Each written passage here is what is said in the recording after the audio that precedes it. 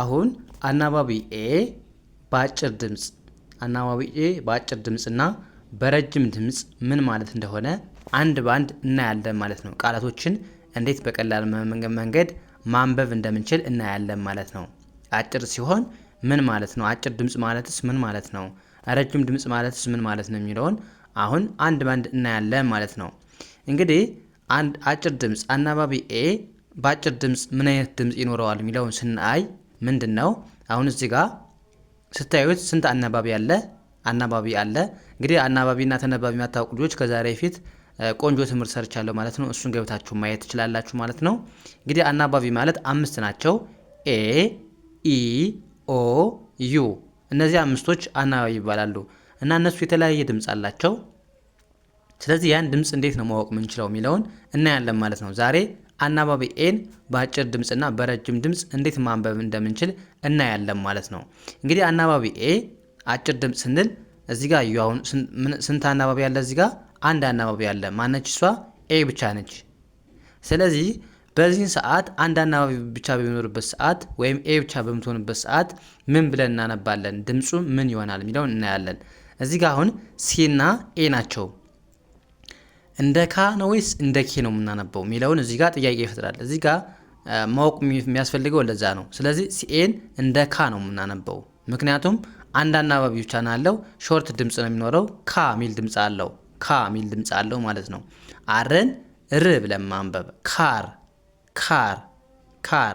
አሁን ሌላ አናባቢ ወይ ኢ ወይ አይ የዚህ አካባቢ ቢኖር ኑሮ ሁለት ቢሆኑ ኑሮ ኤን እንደ ካ ሳይሆን የምናነበው ነበር፣ እንደ ኬ ነው የምናነበው ነበር ማለት ነው። እንሄድበታለን በረጅም ድምጽም ስለምናይ ችግር የለውም።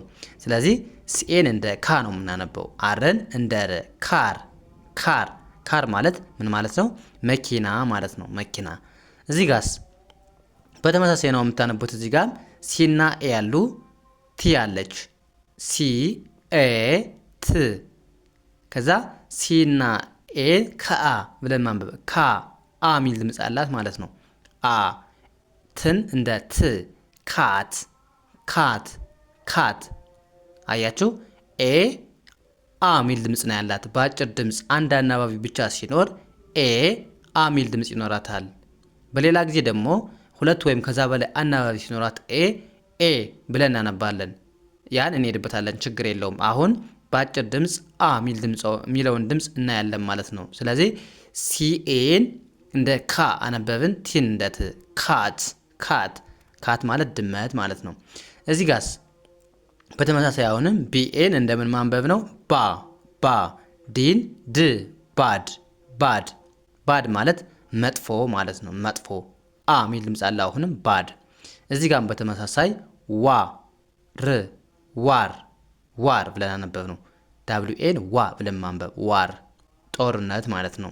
እዚህ ጋርስ አሁንም ሲኤን እንደ ከ፣ ኤንን ን፣ ካን መቻል ማለት ነው። መቻል እችላለሁ፣ አይካን እችላለሁ ለማለት ወይም መቻል እንደማለት እንጠቀማለን። እዚህ ጋርም አሁንም ፒኤን እንደምን ማንበብ ነው? እንደ ፓ፣ ኤስን እንደ ስ፣ ቲን እንደ ት። ፓስት ያለፈ። እዚህ ጋርስ ፒኤን እንደምን ማንበብ? እንደ ፓ፣ አርን እንደ ር፣ ኬን እንደ ክ። ፓርክ ማለት መዝናኛ ቦታ ማለት ነው።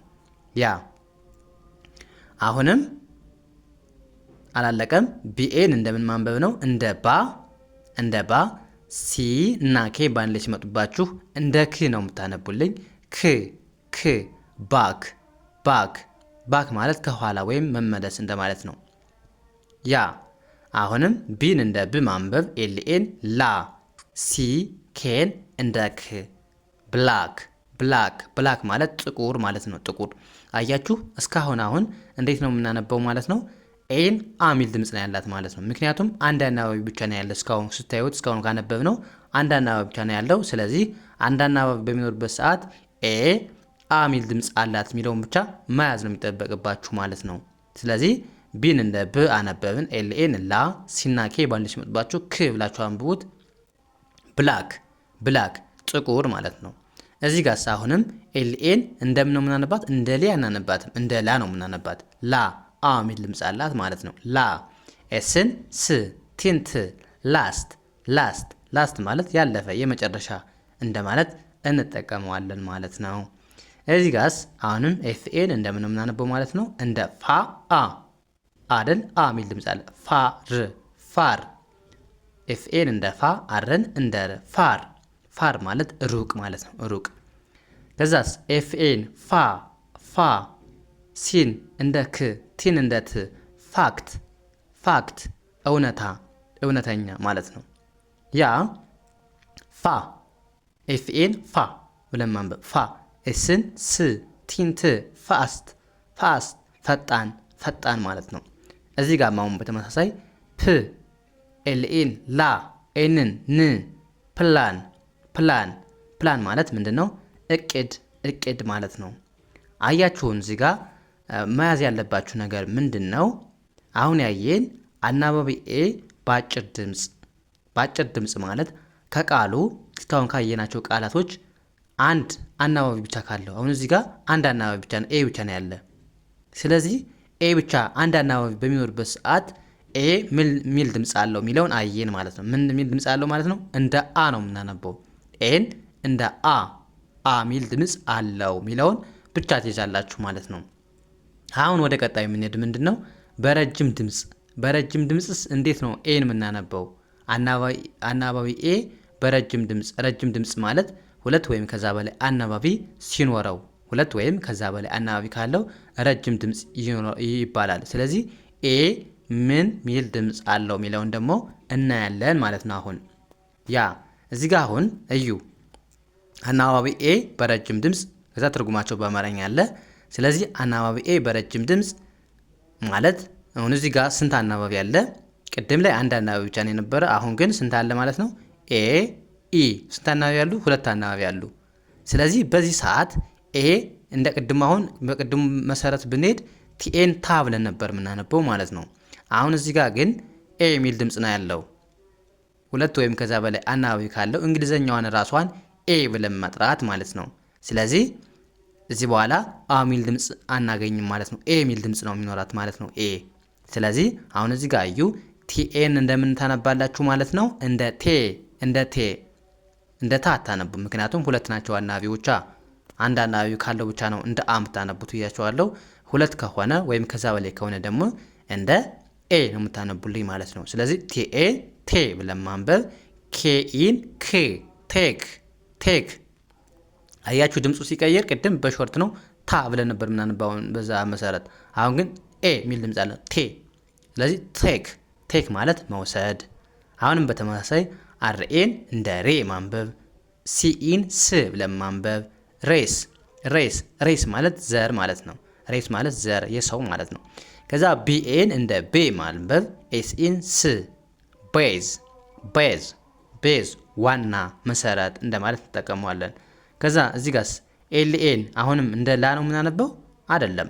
ምክንያቱም ሁለት አናባቢ ከሆነ ኤ የሚል ድምፅ ስላላት፣ ስለዚህ ኤልኤን እንደ ላ ሳይሆን እንደ ሌ እናነባለን።